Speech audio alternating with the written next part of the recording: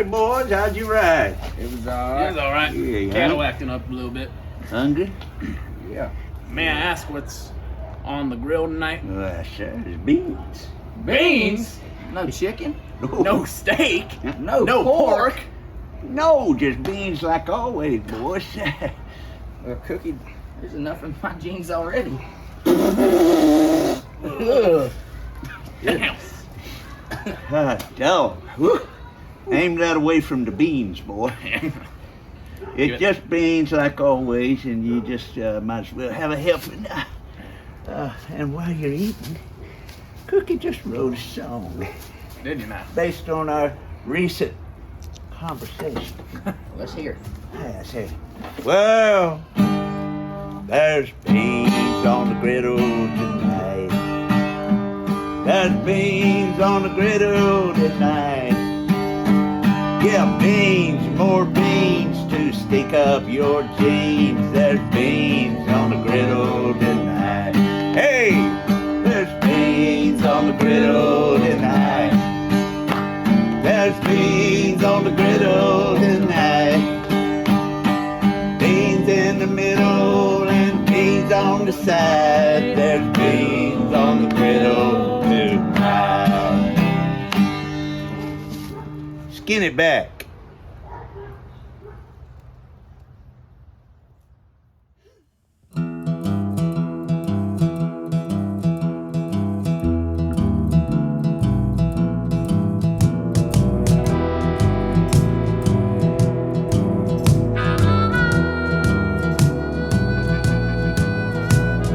Something in the water taught me how to crawl. Something in the water taught me how to fall. Well, hey, everybody. Welcome to another Something in the Water podcast. I'm your host tonight, Uncle Dave Griffin. Sean had a little emergency he had to tend to, and we hope that all that goes well. I'm sure it will. Our guests tonight, Elijah Morris and Evan Chaney from the band, local Waycross, Georgia band, Platinum Tide. How you boys doing? We're doing all right. Yeah. Got some big stuff in the works. Good. Well, that's what they all say. Well, and it's true in y'all's case. Got a big thing. true. Y'all have got Platinum Tide is a four-piece band. Yeah, it is. Exactly. Mm-hmm. 4 pieces. Tell us who the other members are besides you two. Oh, we got Caleb Bracewell on lead guitar, and we're trying to get him on a little bit of keyboard. Awesome. And we got Jimmy Clark on drums. Jimmy Clark. Yeah, Superman. There you go. The same personnel that played at Swamptown? Yeah, it's the same guys. Same. Good. Solid group. Solid group. Y'all were. You impressed the heck out of me. Yeah. And Elijah is the son of Neil Morris and Olivia? Rosie. Rosie. Yeah. Rosie. Or Roselani, if you Roselani. Or if you want to get her Morris, Brazilian pronunciation. here in Waycross. And Evan, your parents? My parents' names are Jeff Chaney and Mary Ann Chaney. Jeff and Mary Ann Chaney. The iconic duo. Doggone, that sounds familiar. I ought to know some of it. I know your grandmother now, Debbie. Mm-hmm. Debbie Taylor. She's my bankstress, I guess you could call her. She's my bankstress. Yeah. She works at Prime South Bank and handles my finances and my daddy's finances too. And she's just she's a Ware County high school girl from back in the day. Although I'm so much older than her, it hurts. She was a good basketball player. I can remember that from keeping up through the years. Granny Chaney on the basketball court? Oh my God, she was stellar. She was very athletic. She was dunking on everybody. I don't know if they dunked much back in those days, but She could shoot a sick 3-pointer. she could shoot a sick 3-pointer, and the free throws. Man, point don't ever cut her loose on the free throws because it'd be it'd be like point, point, point, point. How many free throws do I get? Point, point. You know. Of course, you had to foul somebody. Mm-hmm. I mean, you had to be fouled to get a free throw. But this podcast is not so much about basketball as it is about music. Well, it can be if we want it to be. Oh, we talk about anything. Yeah. What about let's see? Had y'all at your daddy's suggestion? He said, "Hey, my son's got a band. Why don't you book them at the Swamp Town Get Down?" I said, "Bring it on." So y'all got to play Swamp Town Get Down back in March, and y'all did a great job. I mean, you even broke the trombone out on the song. Yeah. What song was that? That caught my attention. Yeah. Folk. Folk. Yeah. With my tucked in shirt. God. It seemed like it was a song that I knew from like an old standard of some kind, but maybe not. Well, that's good to know. You know, Yeah, we can yes, maybe sir. apply to some playlists for like recognizable. we could fool a few people. I You know? guess. But anyhow, y'all did do a great job, and you had your parents and relatives and grandparents out there to watch. I remember Mamie Holland. When I went to school with her at Memorial Drive back in the day, it was Mamie. Oh, I can't remember her maiden name. Fullard. I think it might have been Fullard. No, that's the other Mamies. There were several Mamies around Ware County. She had a brother named Johnny. There's many Mamies. Johnny Mamie. I can't remember her last name. Maybe now. She really was does sound like a year behind. like a grandma nickname. You Well, know? it does, yeah. Mammy or Mamie. Yeah. Mamie was a year behind me in school, so I remember her well. And she's the drummer's grandmother, is that right? Yeah, that's correct. Yeah. And Caleb, I believe he's got, there was a girl that I knew back in the day that was around the nightclubs, same time I was playing music, Elizabeth Bracewell. I believe she's related to Caleb in some way. But it's cool that the fact that it all ties together in some form or fashion. In the whole Waycross lore. The Waycross scene. Waycross lore. Man. And here we all are. So you just graduated from high school. Yeah, in I did. 2023. Yeah, it would have been 2023. Back, let's see. That May? would have been back in May. Yeah. So This year. 9 months ago? Yeah. About to be 5. Yeah. It's weird being an adult. Well, you all of a sudden find yourself there once you hit that graduation stage and get off of it. Mm-hmm. Things change. They did in my mind, anyhow. It's like, I'm not ready for this. You know. I don't know. It's odd. I think because I'm like sticking around for a year for college, it hasn't 100% sunk in yet. But I think once I like leave the house, you know, and kind of fly out of the bird's nest, I think it's really gonna like sink in, and I wonder how that's gonna affect me. You know. It's well, it depends on how you deal with it. Really, I was not a good candidate for college. I did go and to Georgia Southern in Statesboro, and I just wasn't ready. I lived in a dorm off campus, the only off campus dorm at the time, and had to walk to the classes, which was fairly close and everything. But I had 8 o'clock PE. Sounds delightful. The next, it's horrible. I think I went once, and then I had the next class was biology, and the next class would have been art in life, and then I had an afternoon class, 2 o'clock class for algebra. Algebra, straight A's. From high school to college, that was one of my strong subjects. So I managed to make an A on that first and only grade transcript that came in the mail in December of 71.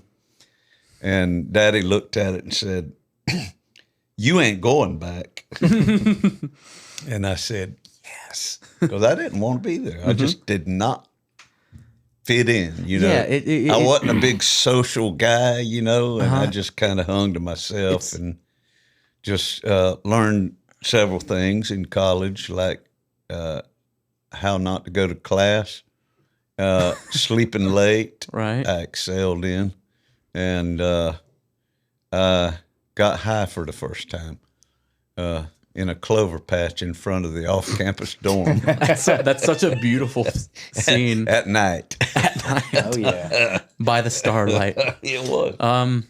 Yeah, I just think it's so interesting, like how expected college is for a lot of people. Like it's that's just not everybody's thing, you know. Yeah, Especially of course nowadays. Yeah. And of course, we had the old guidance counselor in high school, you know, and I can remember several visits to her, and just like I was going through the motions, like, and what exactly, you know, and I was just, you know, making it up as I went, you know, just telling her what she wanted to hear, basically, and lying to myself, you know. I was editor of the school newspaper, so I just said, well, I'm going to probably pursue journalism. Well, that's good. That's nice. And so, well, thank you for coming by. Go get them. You know, and I get out of that guidance counselor thing and say, what am I doing? I don't know what I'm doing. What do I want to be? Nobody knows. I was just starting to pick up the guitar, though. Right. College. Oh, really? That senior year. Yeah, so That's was crazy. heavy in the back of my head, wanting to, really, I was wanting to take that as far as I could take it. And I was beginning, you know, there was no band, no anything right there at that point in time. So now, how about you? You graduated from high school yet, or is it No, I graduate this year in 24. 24? Okay, so you got all of that on your plate right now. Yeah. What do you want to be when you grow up, Evan? Wish I knew. Wish I knew. Well, it's like Elijah was saying, you know, Different strokes for different folks. I guess you don't have to know all that right now. You could go to college and that's, like you say, the expected route for most folks, you know. Because I think they view it more as like an investment, and they don't take the time to like think about how much of your life you're actually going to be like putting forth to this Well, endeavor. Parents want to give you that advantage. Right. Nobody knows what the outcome's going to be. You know, nobody knows how you're going to take that advantage, if you're going to roll with it and fall into line, or if you're going to do like me and just peter out, you know. But as long as the advantage is there, it's okay if you don't know what you're going to do. If you get in there and say, okay, I'll just use this first quarter to get my feet wet, take some core curriculum courses and get some credits out of the way of basic stuff, then eventually maybe I'll find my dream, it's just you know, that hope that it will come to you one day. Well, good luck to both of you in that endeavor. Are you going? You already applied and I'm doing South Georgia State right now, and I'm taking which is Waycross. Yeah, it's right? in Waycross. Yeah. It's near the high Used school. to be Waycross College. Yeah. Okay. But I'm taking a break between spring and the summer semester and I'm going to submit my application to transfer to UGA because they denied me the first time. Oh, they did? Yeah, I think what my what's interesting is that I had like a 1380 on the SAT and like a 4.0 GPA, and I was in marching band and I was in like a few other things. But I went for marketing. And while marketing sounds like kind of like a pretty, whatever business course, it's like one of the most sought courses at UGA. So they're stricter. So I'm guessing like there just must have been someone out there that had some kind of advantage over me. and was able to just kind of like squeeze in before me. Kind of kick you out. Yeah. Out. Okay. Someone with a 1390. That's a good SAT score, isn't it?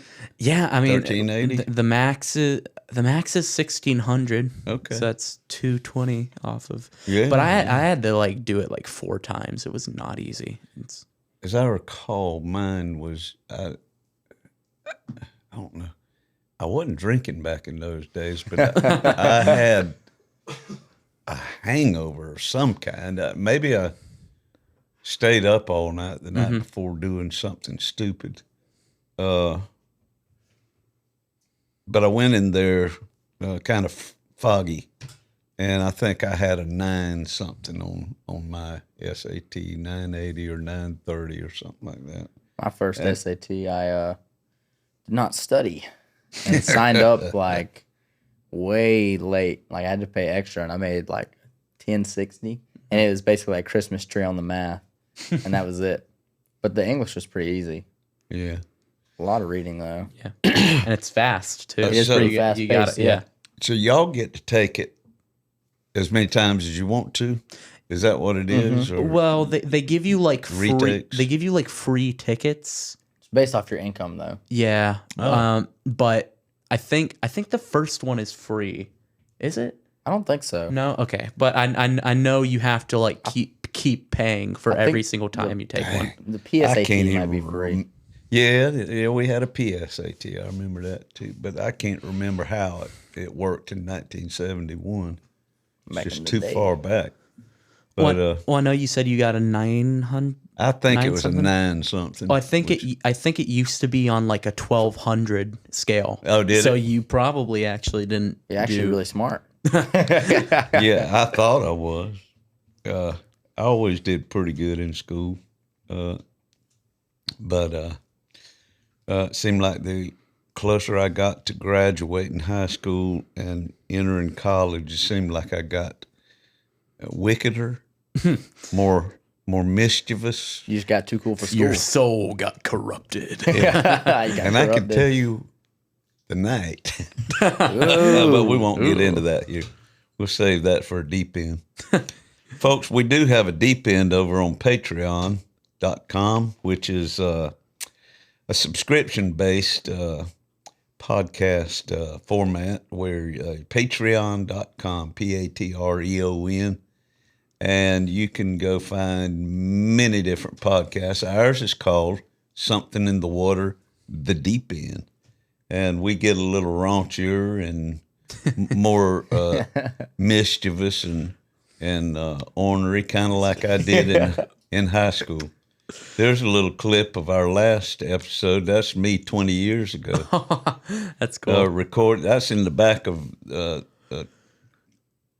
Crosstown Music Store, downtown Waycross, across from the Ritz Theater. They used to have a music store downtown. Yeah. What? Talking about the one where the sign says strings and things or whatever? No, that one is on Plant, I believe. Yeah. Yes, that was on Plant. Ours was right directly across from the front of the Ritz Theater.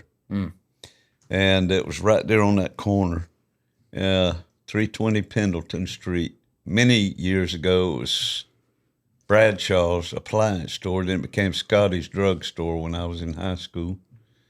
And it's been a lot of things, but it was Crosstown Music, owned by that feller on the right of me right there. That was 20 years ago when we were making the Newfanglers concept CD in the back of the store. That was, time does fly when you're having fun. Tell them about what this is. You found the DVDs. Oh, yeah, the Newfanglers. Actually, buddy, I'm talking to Justin Mercer behind the scenes there. Newfanglers is one word, so we'll have to correct that in the editing. The Newfanglers was a project. It wasn't really a band or a touring anything, an entity of anything. It was several songwriters, myself, my nephew, Sean Clark of this podcast, and Pine Box Dwellers, Paul Lee, the owner of the music store and owner of the studio in the stock room of the music store. We didn't cut no corners, boy. We just recorded in a stock room. No baffles, no soundproofing. Raw. And it sounds That raw damn the- good, the way too. God intended. You got, I'll give y'all each a copy of this Paul thing. Beers there, though. I got some out in the car tonight. To having to hold. Yeah, I want you to listen to it. It's based on a story that Paul told me and Sean one Saturday afternoon when traffic was slow at the store. We were talking about what's the band from Alabama? Truckers, Drive-By Truckers. Oh, yeah. We were listening to Drive-By Truckers and Willie Nelson, Red-Headed Stranger that afternoon.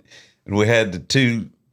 Red-Headed Stranger was a concept album. Drive-By Truckers was just an album of just raunchy, gritty themes like suicide and stuff. And, the song played, the suicide song played, and I said, how in the hell can you, as a songwriter, get in that frame of mind, get in those shoes and write such a real song about somebody committing suicide? And Paul said, that ain't nothing. And he proceeded to tell us a story that happened when he was growing up in South Georgia, lived between two families who feuded, like Hatfields and McCoys. Well, you had sons and daughters in this family. You had sons over here in this family.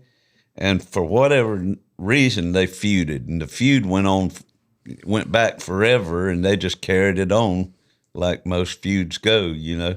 Why y'all killing each other? We don't know. It was just passed down, you know, through the ages. Well, daughter in this family marries one of the sons in this family, falls in love with him, and gets married. There's Romeo and Juliet added into it. Then the son and the daughter are married. He starts beating her, Classic. wife beater. Then that makes the feud get even worse. Then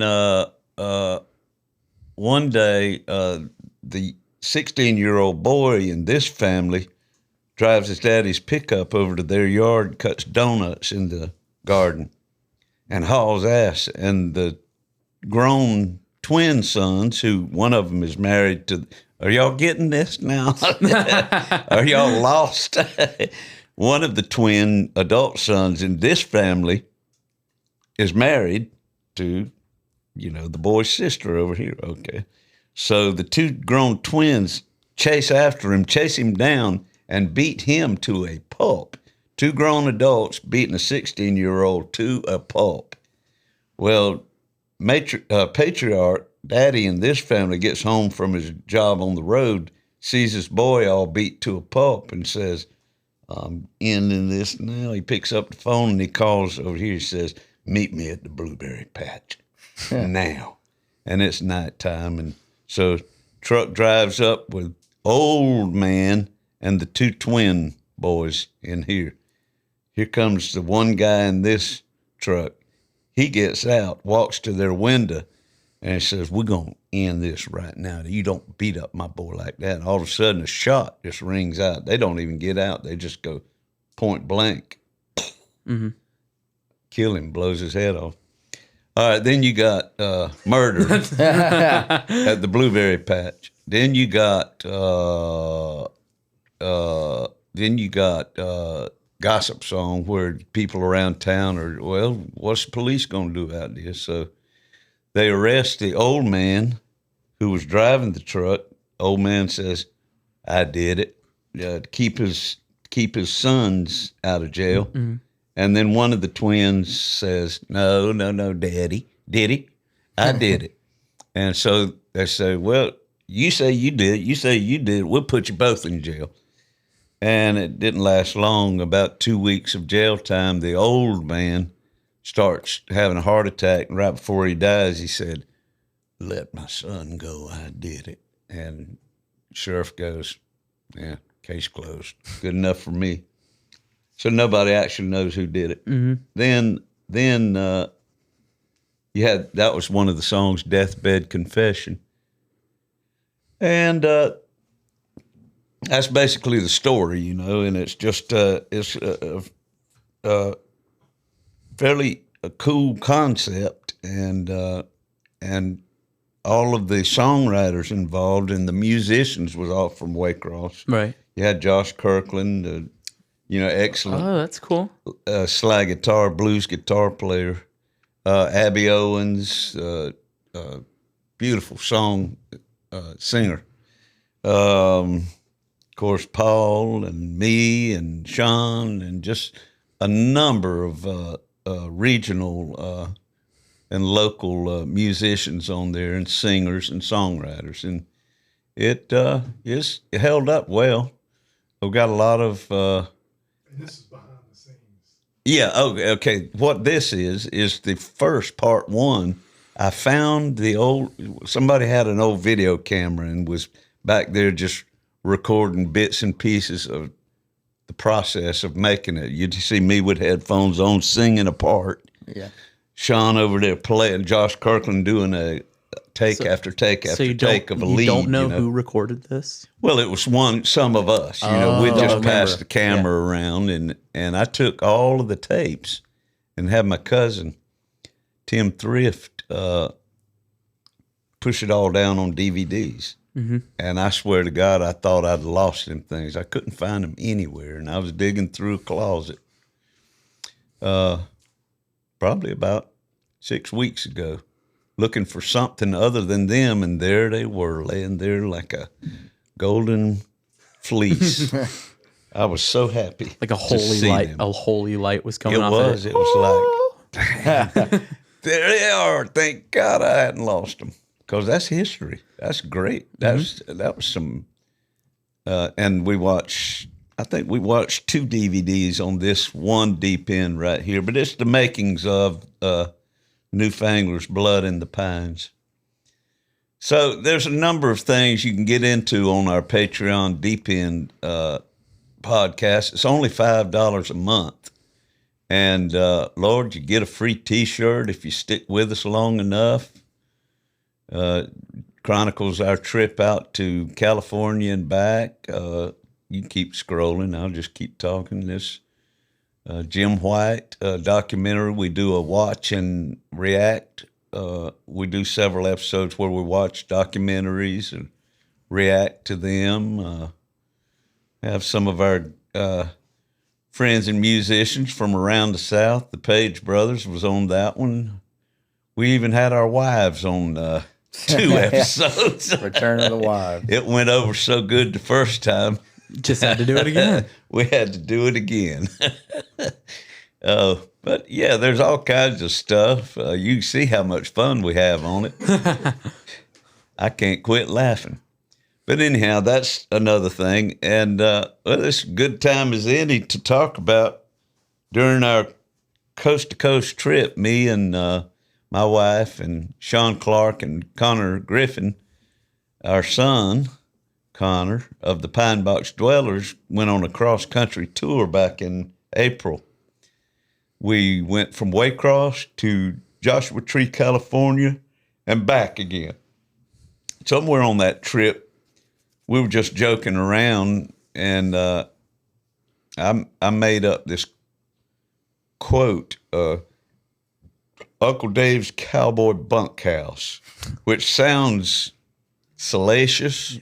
Bunkhouse. Yeah, it sounds not ready for prime time. There's too much bunk in this house, I tell you what. You got to debunkify this house.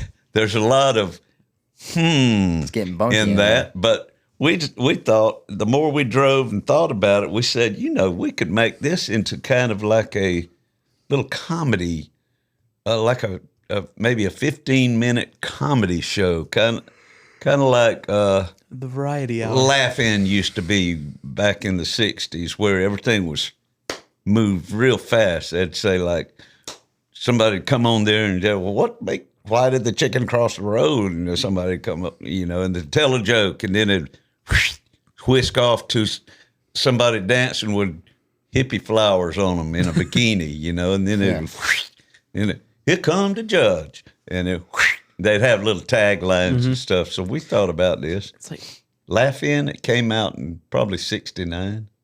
and what's that parody group? The British one. The they did a show like that. Yeah. Right? It was Dudley Moore. Was it way back? This was Or it was closer to your age? oh, More God, recent. I cannot remember. No, this was way back. This must have been like Beyond the Fringe was one of them.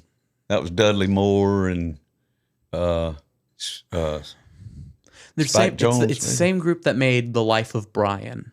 Oh, Yeah, that's that group. They made a show like that. Monty that was similar. Python. Yeah, Monty Python. Python. They made a show that was kind of similar to that. Bring out the holy hand grenade.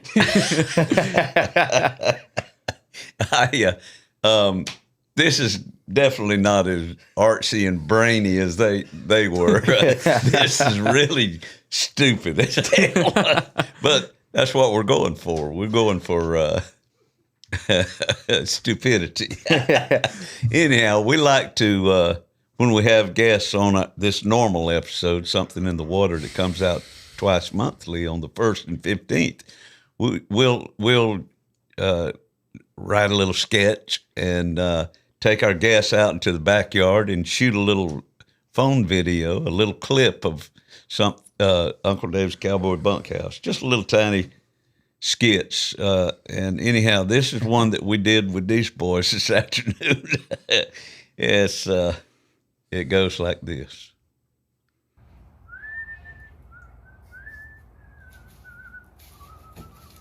Howdy, boys. How'd you ride? It's all right. Cattle acting up a little bit. Hungry? Yeah. May I ask what's on the grill tonight? Sure, it's beans. Beans? No chicken? No steak? No, No pork? No, just beans like always, boys. Well, Cookie, there's enough in my jeans already.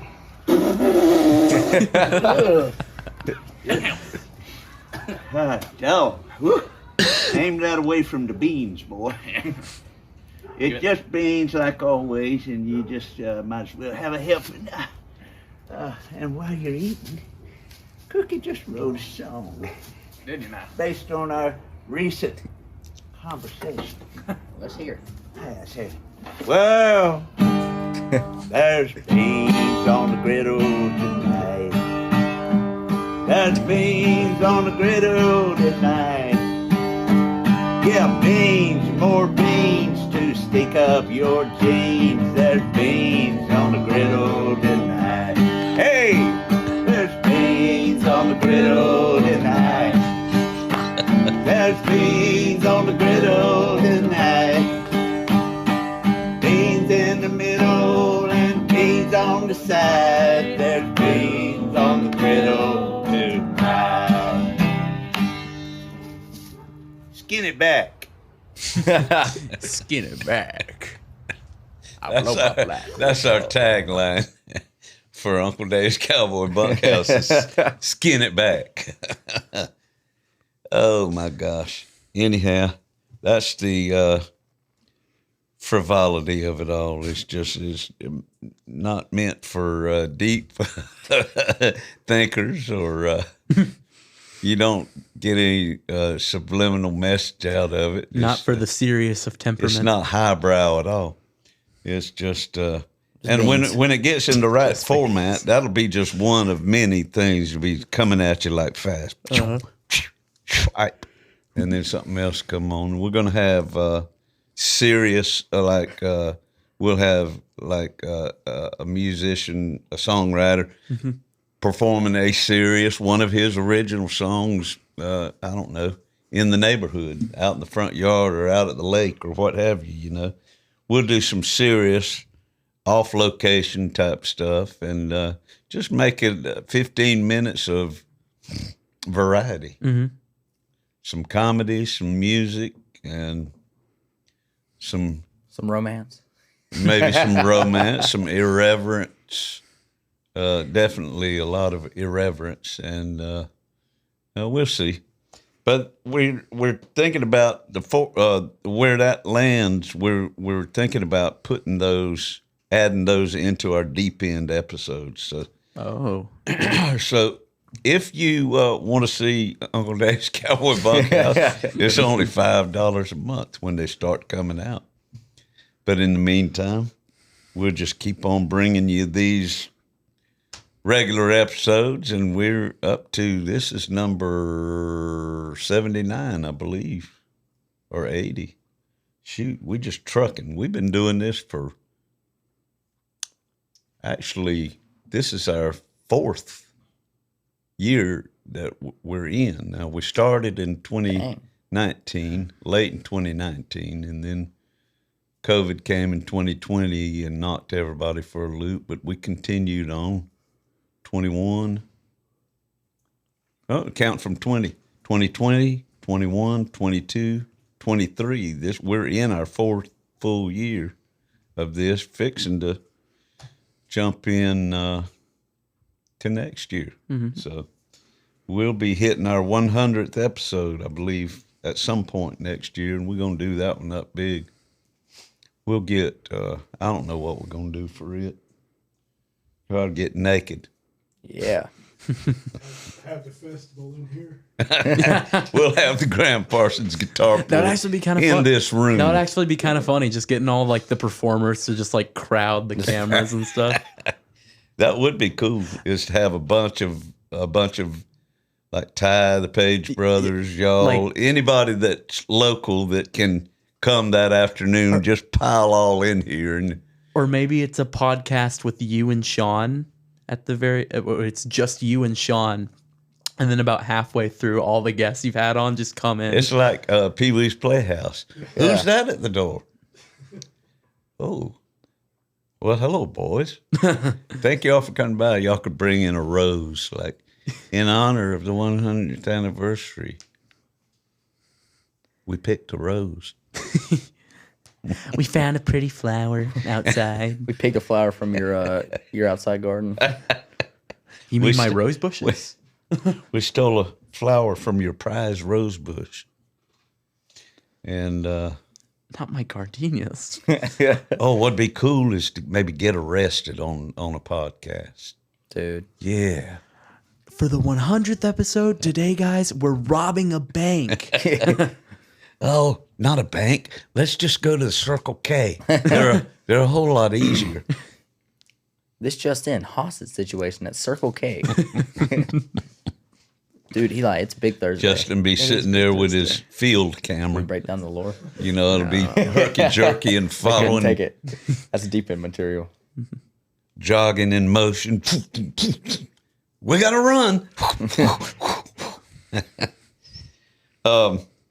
Tell us about this. Tell us about what you, we talked about graduation and being 18 and all. Tell me about the story you were talking about outside.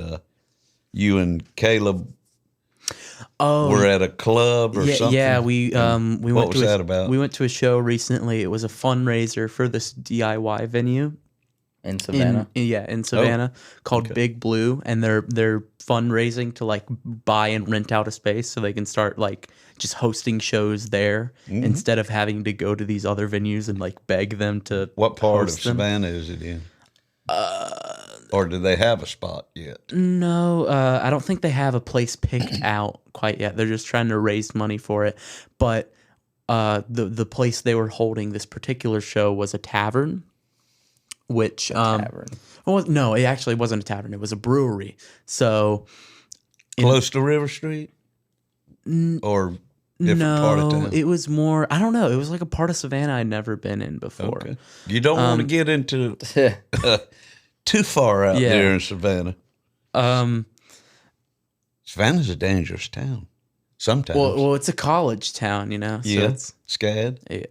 there are a lot of artsy folks around there. Mm-hmm. But that dude with the camera that oh recorded us, yeah, like, that recorded. mid-show. We went to this, or we played at this show in Savannah for a place called Starland Strange Bazaar. Oh man, I saw a picture of that. It was an ice cream It's shop. pretty cool. I Yeah. sent one of those. If you want to pull that up while we're talking about this, Justin's. It was probably band 1, 2, or 3, and it's in the picture. It's Starland. Oh yeah, that's us at the Walrus in Not that Jacksonville. one. Go to one of the other two. There it is. I thought that was such a cool name, though. What was it called? That's a good picture. Who took Starland that? Strange Bazaar. Starland Strange Bazaar. Was that the ice cream name of the shop or Or it was the name of the shop is Starland Strange, but the name of the venue, which Porch is Band. behind it, is called Yeah. Porch Band. who took this picture? That might honestly just be That's a good picture. Yeah, it is. yeah. You're not blocked. None of y'all are blocked by I the wanna- poles and I everything. want That that was very strategic. I want that. So that's Caleb on the want you. far Hey, left. hey. Caleb Bracewell. yeah. Eli like on that, bass. Evan on guitar. And Jimmy. Jimmy Superman. Clark. Superman, Clark Kent. Jimmy Clark on drums. Dude, what are the rest of our nicknames that Forrest gave us? Aren't you Oh, like yeah. the Funky Yeti or something? No. He hasn't come up with one for me. No, he did. I called him one time and he said you were the Funky Yeti. I know for a fact Caleb is Lenny Yeti. Kravitz, and you're Mustachio. Mustachio. You're Mustachio now. Caleb is what? Lenny Kravitz. And you're supposedly. He's Supposedly the Yeti. Funky Yeti. Allegedly. Man, don't look now, but there's a Yeti behind you. Where? Oh. Oh, you killed it. Well, it's the skin of one. So soft and smooth. It But he's Mustachio, and then we got Clark Kent over here. Or Superman when he wants to be. Or Superman.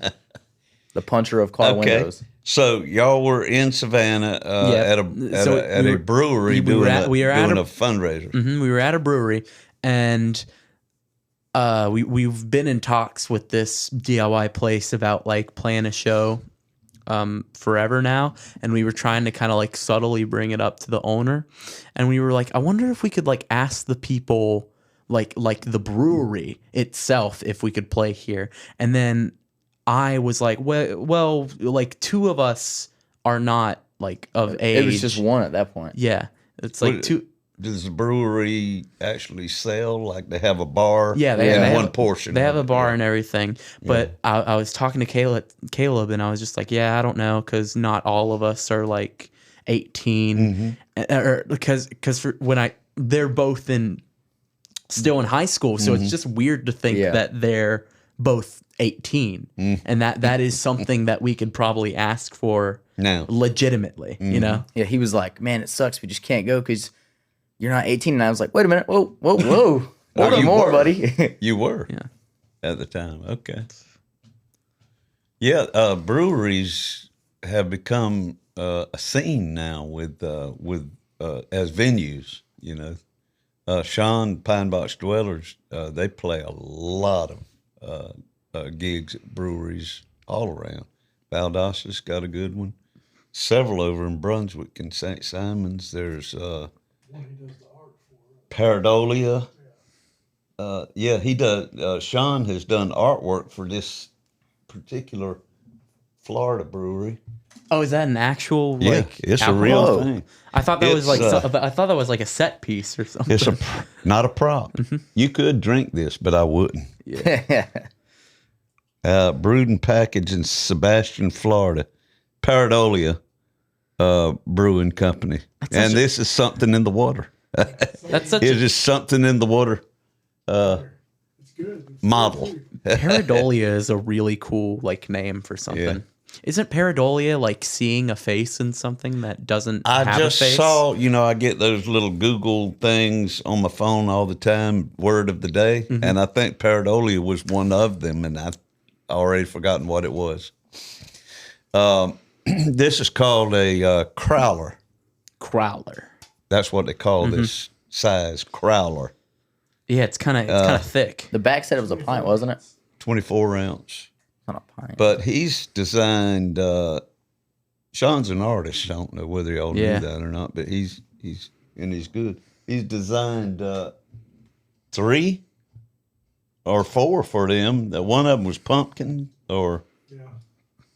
and one of them was area code like 320. The name of the beer was an area Yeah, code? it was like That's crazy. 32041 or something like that, which is Sebastian, Florida. I'm sure there's another place they play way down in Florida. I don't think that's a brewery though.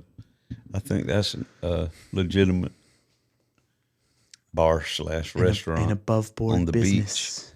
Sebastian, Florida, I think is more northern, and this other place that they play is way down there.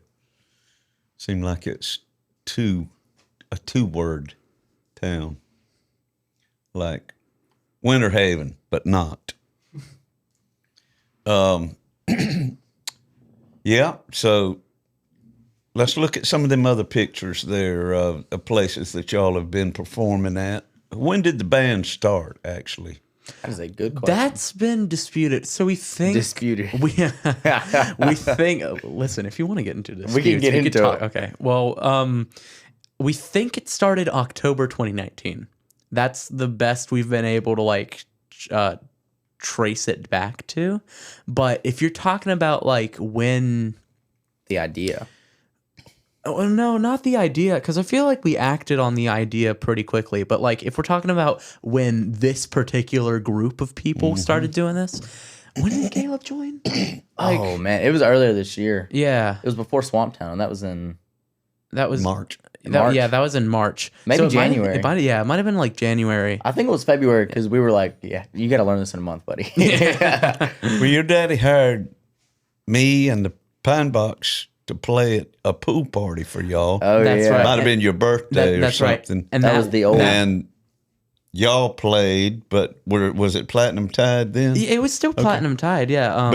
It was. But we just had another. We had another Caleb member. was definitely not in that. Yeah, band. for sure. Like I hadn't even talked to Caleb since was- he was a senior when I was a freshman. I like hadn't talked to him since. He texted me on Instagram one day, and he was like, "Hey man, I know you got a band. I was just wondering if you need someone to jam." And we needed someone to jam, and it was like God just sent me this beautiful black man. Ain't that great how that works out that sometimes? caramel skin. A lot of things like that happened back in my time coming up. It was like something would happen just at the right time, you know. Like Caleb said, God bless this this melanin. Yeah, his melanites. This melanin. Okay, so roughly the initiation of the band or the impetus was 2019. Yeah, And then y'all just carried on in various configurations. Yeah. And we carried on, and then like we did that show at the house, but the first major thing we did was working with Forrest for the first time on our EP. Another of our local musicians, band and music studio guy, Forrest Bradley Sloan. And what a Another guy. Waycross musician. What a man. 'cause What a there's- man. There's something in the water in Waycross. Yeah. But There's magnesium. but our first time working with him was on the EP, and he really like connected with us. You know, It wasn't just like a business thing. He kind Right. of liked us as people. that's how it started. It's like at first he was just kind of doing my dad a favor by Now, letting this us EP, record. is that what you're promoting now, or is this a full that length? was the old that stuff. was the That was old the old stuff. stuff. And Okay. honestly, the old stuff was rushed. Well, like little PT It did it secret in a here. week. We did that in a week. Okay. And it was kind of a rush job. Mm-hmm. There's a few good tracks on there, but I don't think it, especially right now. Well, you said this will be coming out like December or so, but Yeah, this podcast, as y'all are watching, happy December the 1st. woo to all of y'all. dude. I'm so excited for the that holiday. Thanksgiving. Christmas. I'm so excited for the holiday season. 24 more shopping days till Christmas. Look Yeah. out! Wouldn't Black Friday have been like? Black Friday was last week, man. Oh yeah, man. We're behind. Sorry, We're I'm- behind. I got to get with the times. That is so last week. buddy. But yeah. What was I saying? I don't even remember. It was something You about. were saying that this podcast will be out in December. It was Oh yeah, so this podcast. Well, I think the EP. It was all right. Yeah, right now, if you're listening to like our music right now, I don't think it's very emblematic of what we are now. But I think by December, by the time Our we start singles come out. releasing The new singles, stuff. The new- I'm like legitimately really proud of the way that these songs have come out and y'all the way cut they those sound. with Forrest. Yeah, too? we cut those with Forrest, and we've been spending a while on this. I mean, we traced it back to starting in like October last year. yeah, it was like November, December, Yeah. and we've just been working on it like nonstop ever since. And That's good. yeah, I think it's come out pretty good. I hope that we'll get to hear. Well, I know we'll get to hear something. yeah, you'll get to live hear a little acoustic from single. y'all. A little They're sneak gonna peek. they're gonna be performing a little bit. One of the numbers off of that upcoming release on our musical segment. We'll be getting to that in just a minute. Do you know the name of Forrest Studio? Does he have a name? Isn't it? Good. We were talking about this just the other day. He has a website for it. It's called like, for some reason, like Iron Dragon Studios. That Like sounds about right. really Forrest was- rings a bell. He was You know? really into Dragon.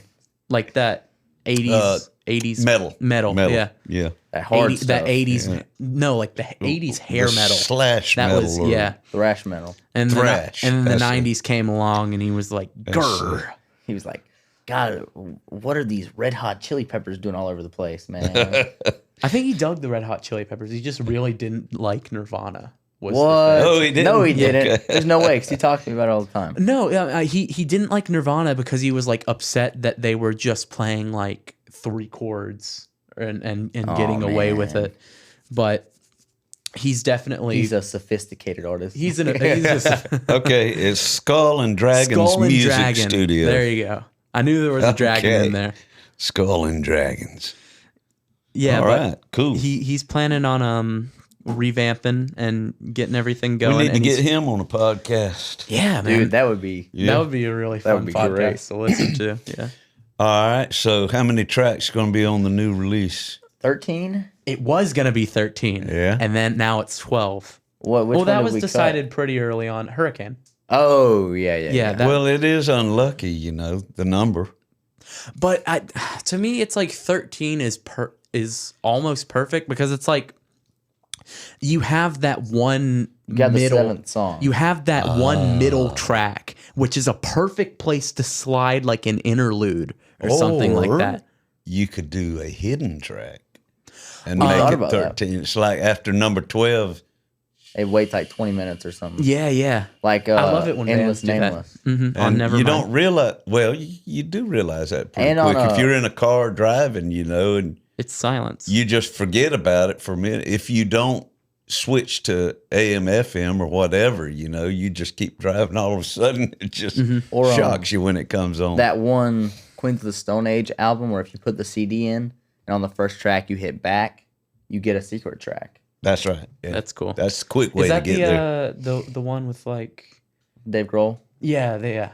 I need to listen to that album, dude. I think that one's called like Songs for the Deaf or something. Yeah, Songs for the Deaf. And there's a lot of like great bass lines on that album that I've heard.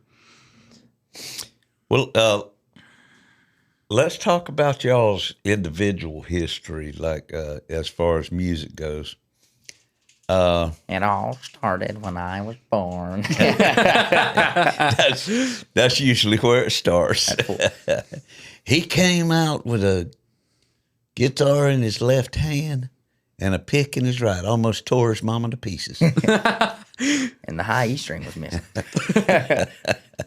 It was the G string, son. All right, Evan.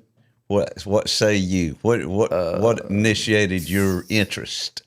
Was it listening to mamas and daddy's records? Was it an uncle that played? Was it band? Middle school band? My grandma plays piano for her church, actually. And she sings. Debbie? Yeah, she's a soprano 1, actually. Well, I didn't know about And so that. she always played piano. And I think in 3rd grade I took guitar lessons with Jimmy Hall, is that his name? Yep. For like a month or something, or 2 months. And then I was like, this is stupid. And I put my guitar in my closet. And then I think like 6th or 7th grade, I was like, I don't think this is stupid. So I broke out the guitar and I was like, okay, how do I do this? And my guitar was out of tune. Did not know how to tune it. And there was food in it. It was like That's new. you know those snacks called combos? Okay. I looked in, someone was rattling and I looked down and there was a combo in there and I was like, Don't mind if I do. That's a sign. I don't know how it got in my closet. Yeah, either you're going to be a guitar player or a chef. Chef. I am actually taking a culinary class right now. There it is. Okay, so that's typical, pretty well typical. Yeah. It seems to flow like that. Guys might have an early interest in music, and it peaks, and then they put it to the side. As soon as they hit that 14, 15, 16-year-old Yeah. Once that teen age angst range, starts to That set in. teenage angst. once those hormones start moaning, Well, then it's like they start looking at electric guitars and drums Oh, and basses. what I find is so interesting is how similar guitar culture is to car culture. You know, you know what I mean? It's like like you got Mustangs, you got Jaguars. They're all based off like these car models that came first. So I feel like, especially in like a young teenage boy's life, there's a moment of That black Strat. yeah, there's a moment of truth where you either get into cars for a little while and you either go with You it. go in the cars. Yeah, you either go with the cars or you get into guitars and you drop it, or you go with the guitars. There you know? go. It's like you either become a squatted truck fan or a drop D fan. Yeah, that's true. That was my cousin and Billy Ray Heron's brother lived right across the road. We all lived on the same road, Mount Pleasant, which was behind Satilla Square, and it was called Dog Hill, nicknamed Dog Hill, and there's a lot of history there. But seems like me and Billy Ray and my brother and the next door neighbors, that we all grew up same age, within 3 years of one another. And then you had my cousin, who was about 6 to 7 years older, and Billy Ray's older brother, who was about my cousin's age. They were so into cars and mechanics. They could tear an engine apart and never- put it back together I never again got that, dude. I don't in have one that day. type of mind. They were fascinated with them and hot rods and all that. But that was right in line with the 50s, you know, which was their wheelhouse. You know, it was like hot rods and sideburns and greasy slick back hair and Levi's and T-shirts and all. And broken bottle knife. And then here we came along in the early to mid 60s, and it was like Beatles. It's the Beatles. And it was like we don't care for any of that, you know. And as we got older and older, we could have had that moment, you know, that teenage moment where hot cars and Choose that could one. have been it. But we said no, and we just went the way of cool. The culture then was moving quickly into what it was the late 60s, was longer hair, you know, The counterculture. the counterculture was moving in hard, and that was the opposite of the hot rod culture. Yeah, you know, because it the was hot like rod greasers, Yeah. and you had you know. Anyhow, yeah. All right, so your grandma Debbie played keyboards, and that's what kind of initiated your fancy with it. And you put your guitar away. And it's funny you mentioned Jimmy Hall. He's another local.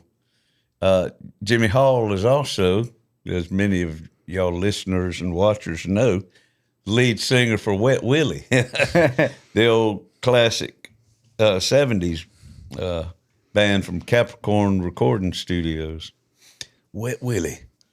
Jimmy Hall, it's easy to get them confused. Yeah. One of them is probably sitting in the Georgia and Alabama Music Hall of Fame. The other one's sitting in Waycross teaching guitar lessons. Dude, I feel bad for that guy because I probably did not pay attention. Like, he'd probably be explaining to me what a chord is, and I'd just be like, Well, you were young, yeah. you know. But from my recollection, he was a good teacher. Yeah. Yeah, he's a good guy, too. The CAD 9. CAD 9, damn, that was some heavy stuff Yeah. for a 9-year-old. Fingers was like, couldn't take it. Ow. So then when you did see the truth in what was sitting in your closet, you pulled that sucker out, found a combo, ate it, Yep. went to work. Oh, yeah. CAD 9. How about this It didn't, diminished? How about this magnificent? I remember I used to, my music taste has developed greatly. It's like, it goes up by the years. Like, when I first got my guitar, I was like, dude, I'm finna learn some Johnny Cash. And I did. And then I was like, but the 80s, you know what I'm saying? Like, I jumped to the 80s. And then I hit the 90s, and I was like, I'm staying here. I moved in. Hold me down. Heard that first Nirvana song. I was like, well, I'm stuck, guys. Yeah. Yeah. There's something in the way, There's guys. something in the way. Can't keep going. What was your first serious guitar purchase? Your first really good one that you were proud of? Proud to say, I've got a. Was it a? Well, the first electric guitar I got was gifted to me by my cousin, Yeah. Who was? Butch Robertson. Butch. You know I him? know Butch. Yeah. Yeah, Butch Robertson. I had expressed my interest, and he was like, Yeah. here. I was It like, was an electric. yeah, but I didn't have an amp. Well, And then I got it. it. My parents got me an amp, and You remember what kind it was? it was a PV Viper, Okay. 8-inch speaker in it. Isn't that the one you were looking at getting? No, oh yeah, but it's like a toned down version of that one. You remember what the guitar was? It was a black Squire Strat. Okay. Oh, the classic. Not Dude, bad. I love that Old guitar. Fender Squire. I still love it. Yeah. I play it sometimes. Actually, that's a lie. I play a lot. What do you play now? The Duosonic. The Duosonic. Ooh, the Duosonic is like an old player series in the Mustang, like pre-Mustang stuff. Okay. It's the guitar in that picture. I don't know if anybody else can see it, but Yeah, it's kind of got the Mustang body with the round bottom, and it's got a humbucker at the bridge. Is it in I the- am- No, not a bridge. the- yeah, well, yeah. that's fairly clear, but try that last picture. If you go to Is the it in that one with me in the white shirt at Savannah, you can see it better. Yeah, That's it. it's got a maple neck. It's so smooth. Yeah. I'm so jealous of. How did you get that for so cheap? Oh yeah, it was at Hickory Win actually. I walked in there. For real? Yes, Dude. And I was playing. I'll go in there sometimes, because sometimes he's got good deals, and there were a bunch of guitars in there. I was like, dude, which one do I want? And then I picked up that thing and I checked the price tag, and it was like $500. And I looked it up online, and it was like $800, and it was pre-owned. And I was like, I'll be right back. And then I bought it, and it's been like my favorite guitar. Cool. It's pretty diverse. Yeah. The neck pickup I like a lot, but I don't use it much. What's that third picture, or the one that we hadn't seen yet, of the band playing somewhere? That's Swamp Town. Well, it's Oh, Swamp yeah, Town. there we That's go. cool. There's Our y'all's fits for Swamp that Town show are so debut. goofy. Yeah, 'Cause I've it got was a tug. cold. It was really cold. It was cold, and right before y'all. Now, before you get to complaining too much, right before y'all were belly dancers. Damn belly dancers. So you imagine how cold it was. I feel like Caleb had a good fit on though. I mean, look at that. Yeah, he did just have the vest. Jimmy He was just has vibing. a I hoodie. like Jimmy back there. Jimmy's prepared. Dude, Forrest makes fun of me for this all the time. I wore a tucked in shirt and a big jacket because it was rainy and it was cold. So I just put on that, and he was like, if you ever wear a tucked in shirt to a concert again, I am going to beat you. Or something like that. And I was like, Dang, my That's fault. funny. In mid-March, it generally is always cold unless we have a strange El Nino or something. I remember how. But it was drizzly. It was supposed to be raining. It was supposed to be a rain out the entire weekend, but it always never ceases to fail. If we get fronts moving in from the Gulf, from the southwest, when the front hits the outside of Ware County, and the fairgrounds is on the east side of the county, so it has to hit the far west corner of the Okefenokee Swamp. That front coming towards Waycross always hits that swamp, and it seems to go like this and go below the swamp and above the city of Waycross. So it goes underneath. It splits that front up into a perfect psh, like that, and it just coasts over us. We get a little bit of drizzle, maybe no rain at all, clouds, and that's it. So we've survived several music festivals that, still the people are affected by the forecast. Forecast, it says rain and showers, 80%, 90%, 100%. And it's just showing the forecast right on top of us. But I swear to God, 9 times out of 10, it gets to the weekend, and there's a little bit of drizzle, and then it stops, and then we have the entire Friday. Yeah, we get through it without a thing. weather, it rains overnight. The weather is just like, hold up, I want to listen to this. there's music right here. Wait, Platinum Tide's playing. Something pretty cool going on there. My I'll hands take it. were so cold. I didn't even was know if cold. my pick was still in my hands. It was awful. But honestly, it's a good teaching moment because it kind of trained us. Yeah. Or But if now you at can least play in that, you right. can play anywhere. Exactly. It's like now I know how it feels to be super cold on stage. And And honestly, it's like in hindsight, it wasn't The first song was rough, but then Yeah. after I was warm, it was okay. But And as a guitar player, those cold strings, Yeah. they feel like that was probably the only time I've ever heard Wire. Eli mess up. He never messes yeah. up, but it was cold and he messed up. Don't say once. that. You- I do mess up a lot. I swear on the ratio of me messing up to you, it's like you're always on top of it. And it's like, there was that time I played Telephone Daydream. And it just, there was this part where I just totally went off key, and I didn't realize for like a measure or two, and then I was like, oh. I think And of had to that go back to- same show I played Interphase in Drop D and didn't realize it halfway through. But I'm pretty sure the monitor dude was like, ooh, cut it down real quick. Yeah. well, those are the good. Those are the memories you'll always have. is The that, amp I played at I that love show. these pictures though. The drummers are always winged. Yeah. They're always framed right in the dragonfly wings. That's perfect. That is cool. I didn't think about that. And it's like a lot of band pictures, the drummer will get kind of like pushed towards the back, like you won't be able to see him that good. This is like the perfect framing. You can see everybody. Nice riser up there. This is like the Except for the drummer shot. microphone in front of Evan's face. You can still you can basically see my Yeah, face. yeah. Microphone stands are the worst. For, There ain't much to for it. action shots, for on-stage action shots. The amp I used at that show was so good. It was like C&W, like a made one. It was like a custom made that one? was CWC, that's what it is. yeah. And I wanted to like get a custom made, and I was like, dude, that's got to be super expensive. Like, I don't know. Now that's Wayne Crabb and Clay Wilson. They're local. hey, CWC, if you're watching, hit me up. Wayne Crabb is Ty Manning, Platinum Tide signature amp. Barefoot Hooker. Sorry, Slaw Dog Biscuits. Ty Manning's brother-in-law. Wayne Crabb is, But it was and Clay Wilson is the guy. Is the electronics guy in the amp building company duo. that. CWC, Clay Wilson, Wayne Crabb. CWC That bass, amplification. the bass amp you were playing was really good too. Oh, the Mesa. No, it wasn't Mesa Boogie. It was Mark Bass. dude, Yeah. when you cut on that funk, Ampeg. you I cut believe. on. No, No, Mark. no. Mark Bass. Mark Bass. When Yeah. you cut on that funk, it got funky. They got funky. Well, I think Mark Bass makes really good subwoofers, so that's why it sounds so like bassy and nice. I really like the Ampeg sound though. That's definitely next on my purchase. It sounds gritty, you know.